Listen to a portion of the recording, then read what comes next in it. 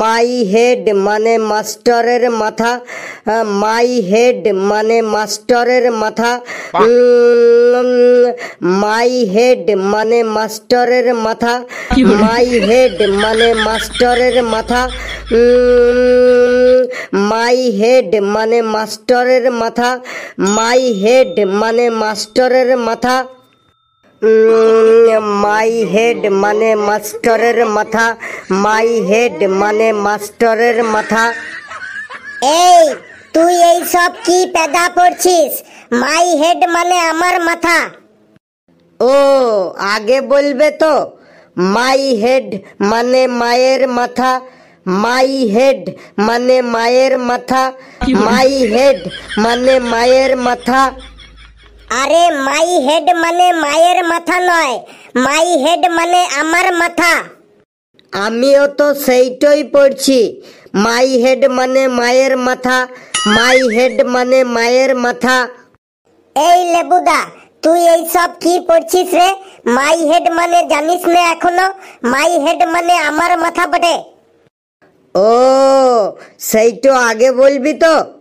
My head মানে ছোট ভাইটোর মাথা বটে, মাই হেড মানে ছোট ভাইটোর মাথা বটে, মাই হেড মানে ছোট ভাইটোর মাথা বটে, মাই হেড মানে ছোট ভাইটোর মাথা বটে। এই তুই এই সব কি পেদা পড়া পড়ছিস লেবু? মাই হেড মানে আমার মাথা। ও সেইটা আগে বলবে তো। মাই হেড মানে বাপটোর মাথা, মাই হেড মানে বাপটোর মাথা, মাই হেড মানে বাপটোর মাথা। আবার বলে মাই হেড মানে বাপটোর মাথা, মাই হেড মানে আমার মাথা, আমার মাথা। আমিও তো সেইটাই বলছি।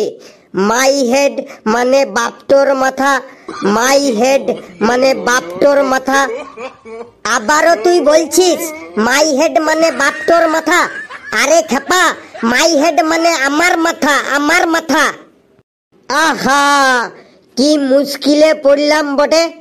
আগে তোমরা সবাই মিলে ঠিক করে ডিসিশন নিয়ে বলো মাই হেড মানে কার মাথা, তারপর আমাকে বলতে আসবে।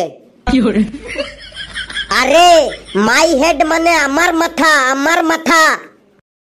স্কুলে মাস্টার তো বলছে মাই হেড মানে আমার মাথা, আবার বাড়িতে মা বলছে মাই হেড মানে আমার মাথা, ভাইটো এসে বলছে মাই হেড মানে আমার মাথা, আবার বাপটো মানে তুমি ওই একই কথাটাই বলছো মাই হেড মানে আমার মাথা। আমি বুঝতেই পারছি না আসলে মাই হেড মানে কার মাথাটো বটে। তোমরা সবাই আমার পড়ার সময় এসেই শুধু ডিস্টার্ব করছো। তা সূর্য আজকে কোন দিকে উঠেছে বটে? সেইটা বলতে পারবো নাই। আজকে আমি 8টার সময় ঘুম থেকে উঠেছি বটে। তা তুই হঠাৎ আজকে বই নিয়ে বসেছিস কেন? এই পরশু থেকে স্কুলে পরীক্ষা স্টার্ট হবে, তাই একটু পড়তে বসেছি। কালকে থেকে তোর স্কুলে পরীক্ষা স্টার্ট হবে, তাই তুই আজ পড়তে বসেছিস? এতদিন কি তাইলে তুই ঘোড়ার ঘাস কাটছিলি নাকি ছাগল চড়াইছিলি? তুমি তো জানোই আমি সময়ের কাজ সময়েই করি বটে। আবার তুই মুখে মুখে তর্ক করছিস। এতদিন তাইলে বই নিয়ে বসলি না কেন বল? এখন পরীক্ষা চলে এসেছে তাই তুই বই নিয়ে বসেছিস। আচ্ছা তুমি পায়খানাটোতে কখন যাও বলো তো? যখন হাগা পায় তখনই পায়খানাটোতে যাই। কেন? তাইলে আগে থেকেই পায়খানাটোতে গিয়ে বসে থাকতে পারো না কেন? আগে থেকে গিয়ে বসে থাকবো কেন? হাগা লাগলেই তো পায়খানাটোতে যাব। তাইলে আমিও তো সেইটাই করছি। কাল থেকে পরীক্ষা স্টার্ট হবে, তাই আজকে পড়তে বসেছি। আগে থাকতে পড়তে বসবো কেন আমি? বাপ রে বাপ, তোর সাথে পেদা কথা বলে আমার কোনো লাভ হবে নাই।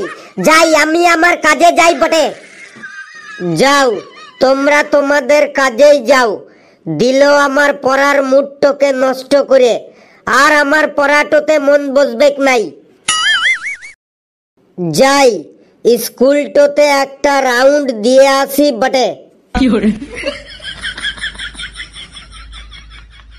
ওরে বাপটো আমায় বাড়িতে পড়তে দিল না, পড়তে আমি বসেছিলাম পড়তে দিল না, না বাপটো আমায় বাড়িতে পড়তে দিল না, পড়তে আমি বসেছিলাম পড়তে দিল না, না বাপটো আমায় বাড়িতে পড়তে দিল না, পড়তে আমি বসেছিলাম পড়তে দিল না, না বাপটো আমায় বাড়িতে পড়তে দিল না, বাপটো আমায় বাড়িতে পড়তে দিল না।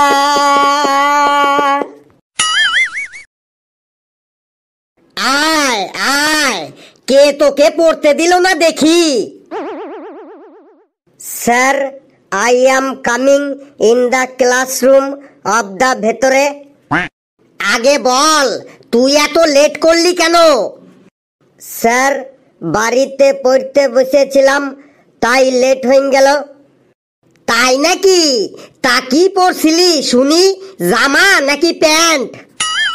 না স্যার, জামা প্যান্টও নয়, ইংলিশ বইটই পড়তে বসেছিলাম। তা কি ইংলিশ পড়ছিলি শুনি?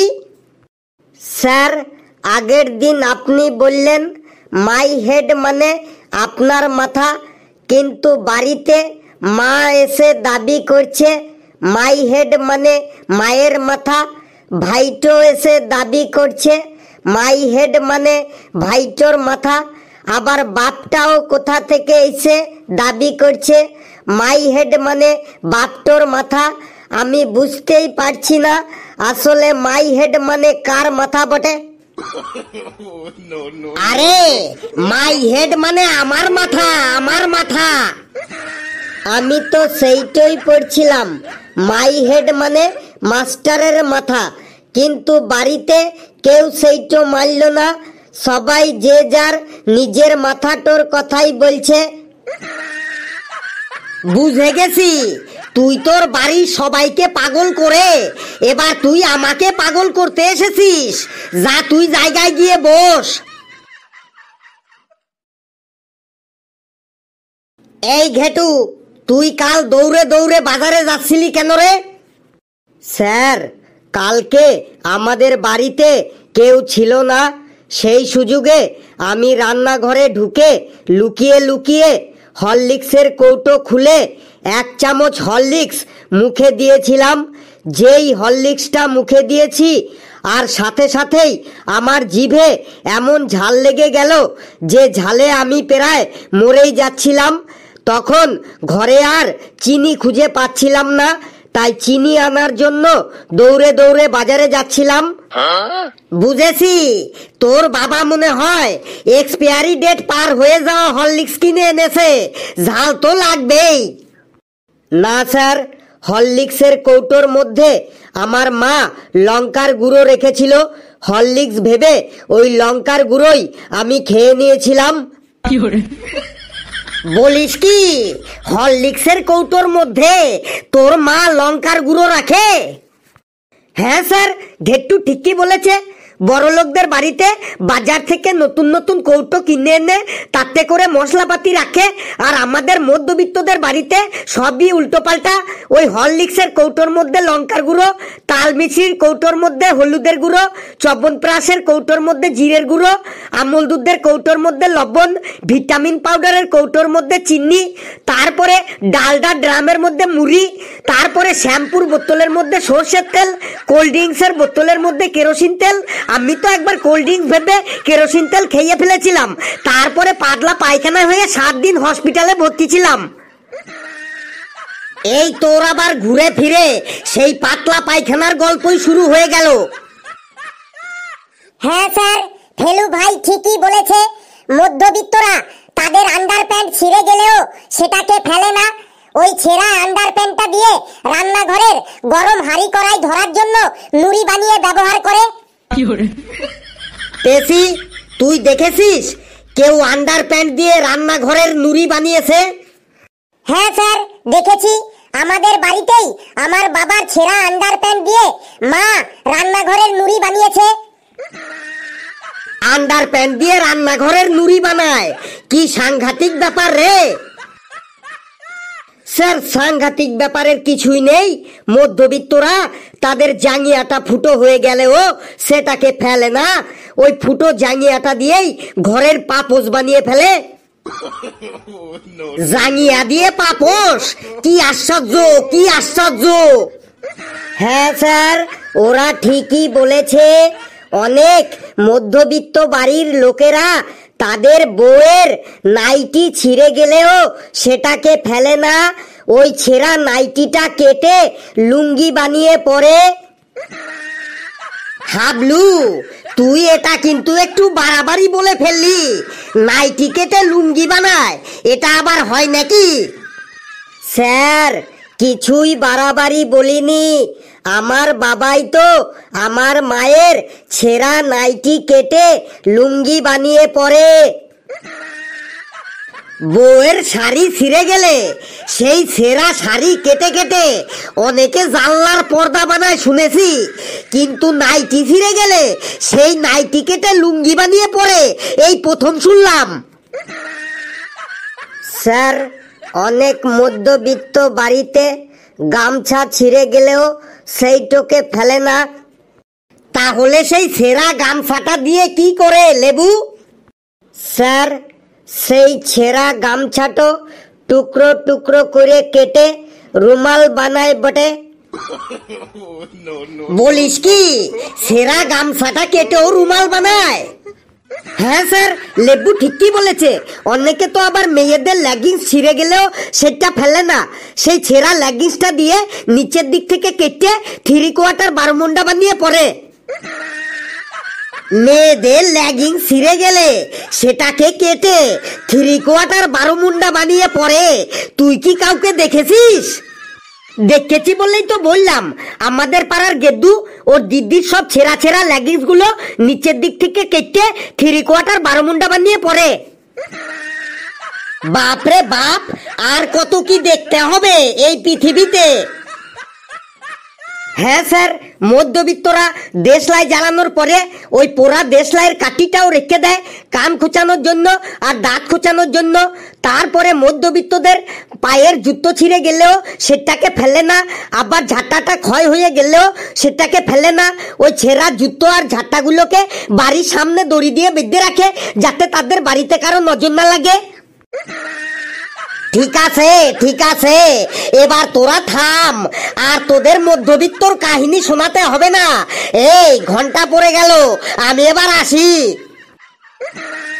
বাপরে বাপ, সেরা আন্ডার প্যান্ট দিয়ে রান্নাঘরের নুড়ি, ফুটো জাঙ্গিয়া দিয়ে পাপোশ, সেরা নাইটি দিয়ে লুঙ্গি, গামছা কেটে রুমাল, লেগিংস কেটে বারমুন্ডা। এদের সাথে থাকলে আমি একদম পাগল হয়ে যাব।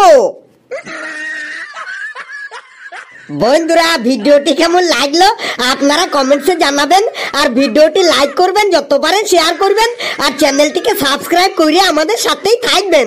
হাসতে থাকুন, সুস্থ থাকুন, যত বেশি হাসবেন তত বেশি সুস্থ থাকবেন। সকলে খুব খুব ভালো থাকবেন।